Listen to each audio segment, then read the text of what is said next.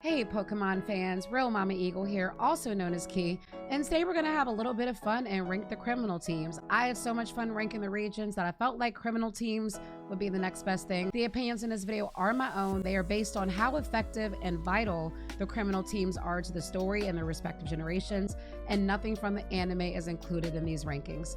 Before we get into this video, do not forget to like and subscribe, ding that bell so you know when videos are going live, and talk to me in the comment section down below. I want to know your criminal team rankings too. Let's get started. Number 8. Team Yell. Team Yell is definitely worthy of last place on this list, and if you have them higher than 8 on your personal list, I have a lot of questions and would love to hear why below, so please let me know. But for me, Team Yell is the worst just because they're simply annoying and they don't really have the true feel of a criminal team. They harassed a Dreadnought, an old man, and they kind of obsessed over a Silk Cobra. They harass you and the gal are mine, and they're kind of just there, obnoxious and yelling all the time. Yes, I know that's why they're called Team Yell, Key. I know. The only redeeming thing about Team Yell was in Spike Month, where you have them sort of set up as part of the gym challenge before you fought peers. I thought that was pretty cool, but they're really just a dollar store Team Rocket trying to take people's Pokemon. And honestly, let's call them for what they are: Marnie groupies. Now, don't get me wrong, Marnie's cute as a button and she deserves to have groupies, but they could easily go build her a shrine, go worship her in private, and not bother us during our journey. Team Yell is definitely worthy of 8 because they are useless and the most annoying. Number 7. Team Flare. Now, don't get me wrong, I do like Team Flare's fit with the bright orange. I do think that they look really cool, but they ruin it with the excessive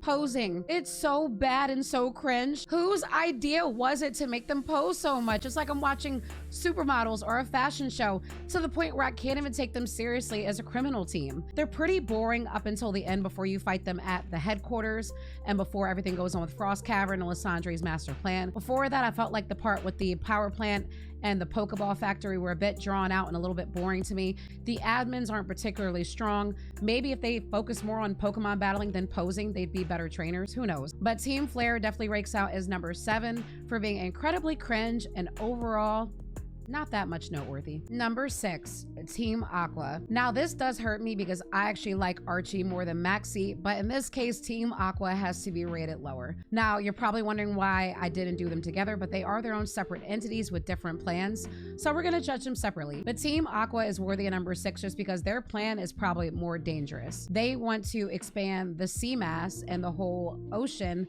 so that there's pretty much no land and Pokemon have more places to swim, but that obviously poses a problem for non-water-based Pokemon and for humans, giving them pretty much no land to live on. So Archie's plan is ultimately more destructive than Maxie's. Don't get me wrong, Team Aqua plays a pivotal part in Ruby, Sapphire, and Emerald. The part with Mount Chimney was fun. I do like the secret hideout. I like the fact that they have that moment in the Cave of Origin where they awaken the legendary. But because their plan is so dastardly, so terrible, they have to be ranked at number 6. Still a good criminal team, but very dangerous. Number 5, Team Magma. Team Magma is worthy of the number 5 spot just because their plan and Maxie's plan is a little bit less dangerous than Archie and Team Aqua's plan. Don't get me wrong, expanding the land mass and drying up all the water does sound very painful, but as a society, we would likely have a better chance to survive that, as we could build on civilization and probably capture rainwater in order to survive. So we have a better chance of living in Maxie's world as opposed to Archie's. Again, similar plots as involved in the games with Mount Chimney, with the secret hideout. As far as what they actually do in the games, Team Aqua and Magma aren't that different. Magma just gets the edge over the potential fact that we're likely to survive their achieved goals than we are Team Aqua's. Number 4, Team Rocket. Team Rocket definitely deserves to be in the top half for multiple reasons. Team Rocket is a team that definitely has instilled fear in the people around it and the people in the cities, and definitely a team that's flat out malicious and will take your Pokemon without even a single thought. Their presence was felt very well in Generation 1, in Mount Moon, in the Sylph Company, and definitely in Pokemon Tower, which was one of my favorite parts with them. In Gen 2, they were disbanded a bit, so their presence really was a bit weaker, with just the Radio Tower and the Lake of Rage and Slowpoke Well to conquer, but I like them more in Gen 1 because Giovanni's presence was felt. What stops them from being higher than what they could be on this list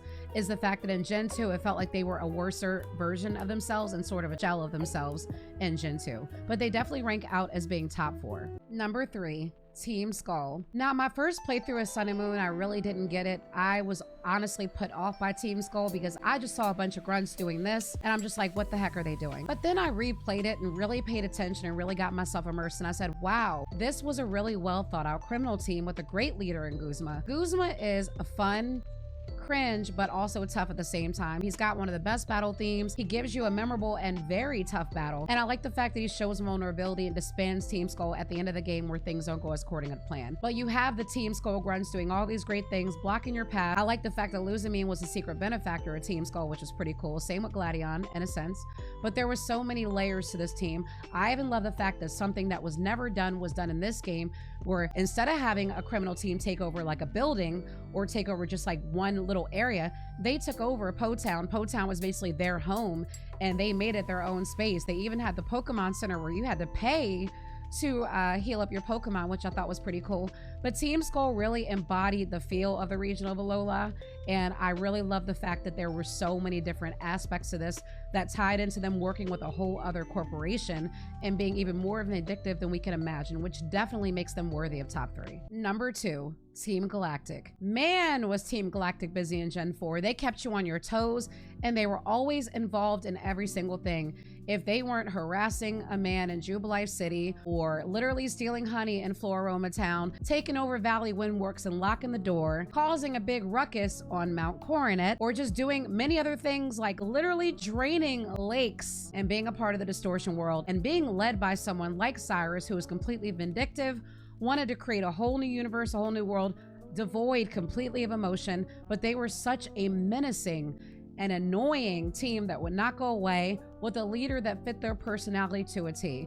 Let's also talk about the fact that their headquarters has the best headquarters theme of all of the criminal teams, and their fit is cool. I like the fact that they're giving like low-key spacemen and women. I always thought their fits were really, really cool. They also have admins in battle that are no pushovers, and Cyrus himself in battle is no pushover. But Team Galactic did so many things. Like I said, my favorite was absolutely them being involved in all 3 of the lakes, and I love the names of the admins, Mars, Jupiter. I just thought that was adorable. But Team Galactic has so much substance, so much depth, and definitely worthy of being top 2 or top 1, however you want to rank them, but high on the list for sure. Number 1, Team Plasma. Yes, another Gen 5 related thing has made it to the top of my list, but that just shows how strong Gen 5 is as far as story, depth, and intangibles. But Team Plasma is definitely worthy of number 1 or number 2. Wouldn't really argue with you.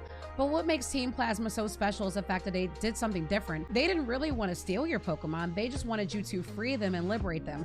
And you're looking at them like, what are you talking about? But then out of nowhere comes a young man named N, who actually is very sensitive, very emotional, and he actually becomes your pseudo friend. I guess we'll call N a frenemy, but he became someone you liked despite being the king of a criminal team. But the real mastermind was not N, and that was the best part of Team Plasma. The real mastermind was Getsus, the real evil man who fought you at the end of Black and White because he was so upset that N did not have more anger or more fire and intensity towards you. So there were a lot of layers there. I also love the sages and the fact that you had to find them because there was so much more personality with that criminal team. But the things they did, not to mention just stealing the museum bones from Lenora's gem. Then you had in Black and White 2, them literally shooting the ice down in Opelucid City, freezing the town. There was just so many things that they did. They had their ship, they had the Shadow Triad. They had so much depth and so many layers to them. They had a great headquarters, and they just were a criminal team that nailed atmosphere.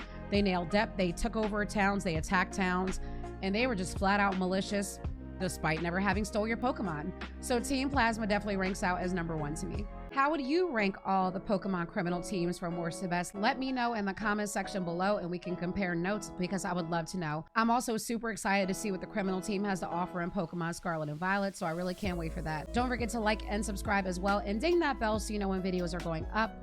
I am also Real Mama Eagle on all social media platforms, and I do live streams at twitch.tv/RealMamaEagle. Thank you so much for watching today, and I will see you all next time.